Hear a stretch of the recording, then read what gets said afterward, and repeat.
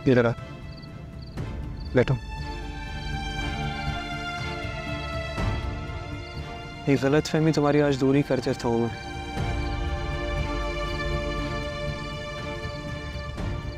Any, मुझे through out पहले दिन से जो मसला रहा है वो सिर्फ इस शादी से रहा है। मेरी प्रॉब्लम्स इस रिश्ते के इर्द गिर्द रिवॉल्व हुई हैं। मेरा कभी भी तुमसे ना कोई मसला था, ना है और ना कभी होगा।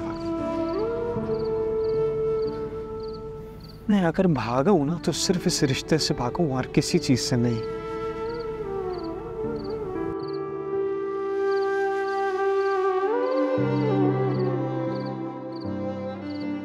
तो मैं एक सच बताऊं, हाँ,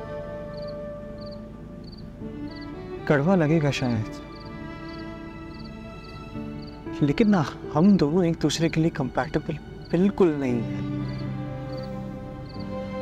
हम एक दूसरे से बेहद मुख्तलिफ हैं। अगर दो लोग एक दूसरे का ख्याल रखते हैं,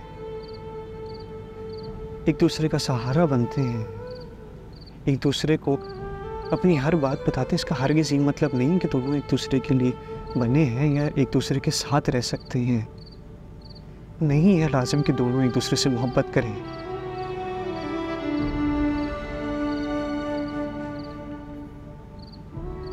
तुम्हें पता है हम दोनों क्या है? हम नदिया के वो दो किनारे हैं जो सामने हैं लेकिन कभी मिल नहीं सकते, और जो बीच में जो पानी है ना, वो सारे मसले हैं जो आते जाएंगे हमारे बीच, लेकिन कभी रुकेंगे नहीं।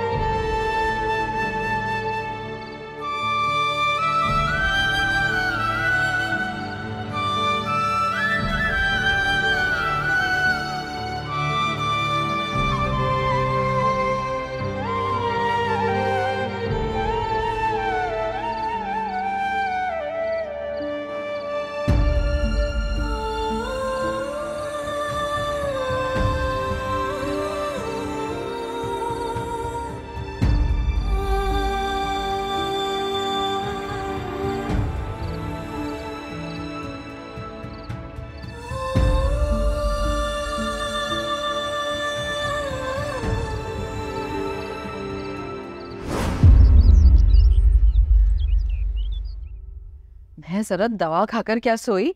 तुम लोगों ने तो सोचा बस ये हमेशा की नींद सो गई है। मेरी बेटी की सौतन को मेरे घर में लाके बिठा दिया। इतना बड़ा कदम उठा लिया रातों रात। किसी ने मुझसे पूछा, अरे क्या मैं मर गई थी? हैं? कैसे कर लिया इतना बड़ा काम? अम्मा जी, वो अचानक से रात में हबीब भाई का फोन आया, मैं तो खुद बहुत परेशान हो गई थी। और अम्मा वो आयशा अपन ने खुद ही कहा था कि घर ले जाओ। तुम तो चुप रहो जोरू के गुलाम। नहीं अम्मा, तलाक के बाद उन्हें वहां छोड़ना भी तो सही नहीं था ना। ऐसे कोई लेकर आ जाता है उसको? हैं? जानते हो उसने मेरी बेटी का घर उजाड़ा है, उसके सीने पे सांप लटवाए, क्या क्या नहीं किया है, और तुम उसे मेरे घर ले आए। अम्मा आप परेशान नहीं हो ना, जैसी आप ही की तबीयत ठीक हो जाएगी ना तो मैं इनका कहीं और रहने का बंदोबस्त कर लूंगी। अरे हटाओ अपने झूठे वादों को।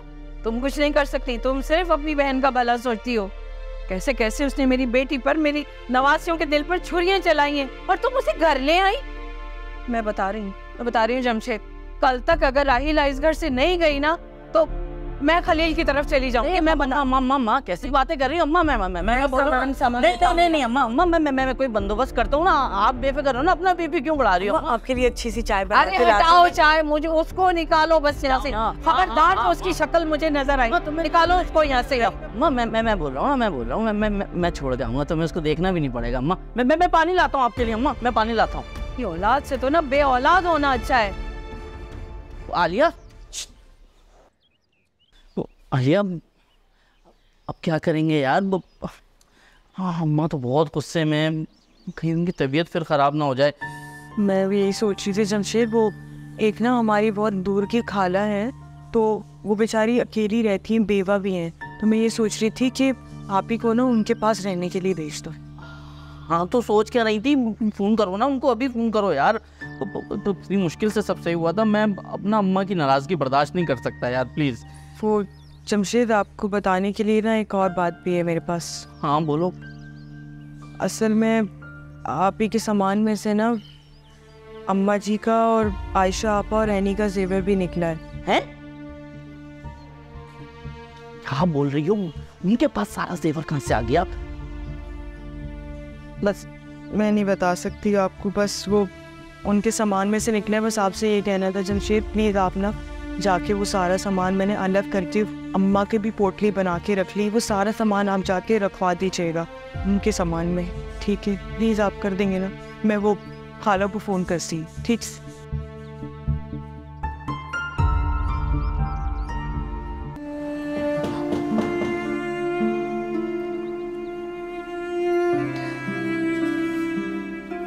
आप कुछ चाहिए था?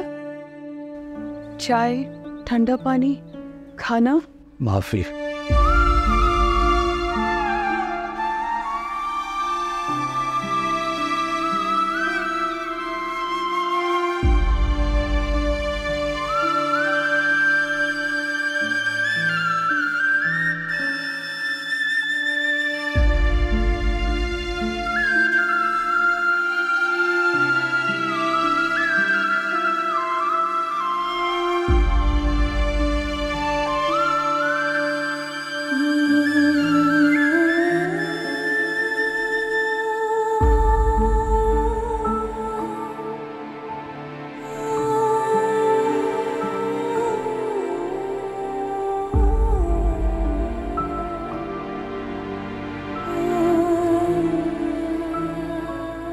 मैंने तुम्हारे साथ बहुत बुरा किया है,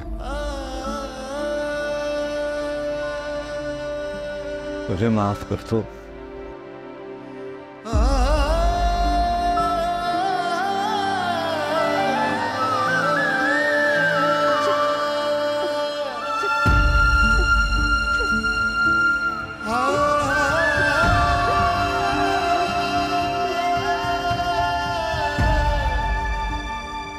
तुम अगर कहोगी तो मैं तुम्हारे पैर भी कर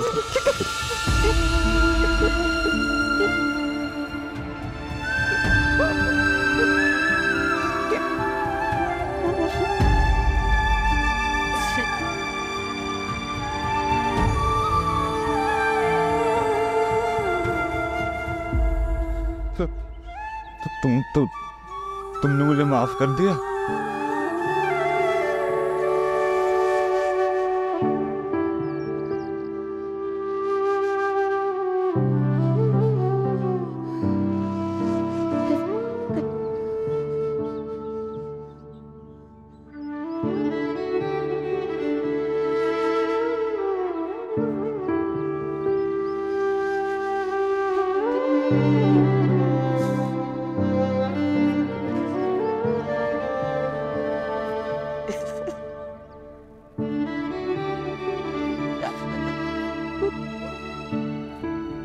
आलिया का फोन आया था,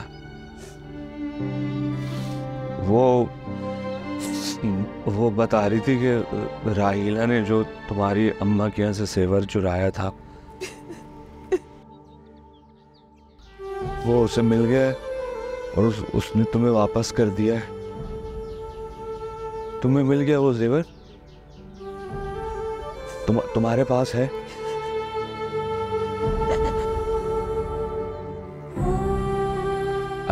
अच्छी खासी मालियत का है वो जेवर।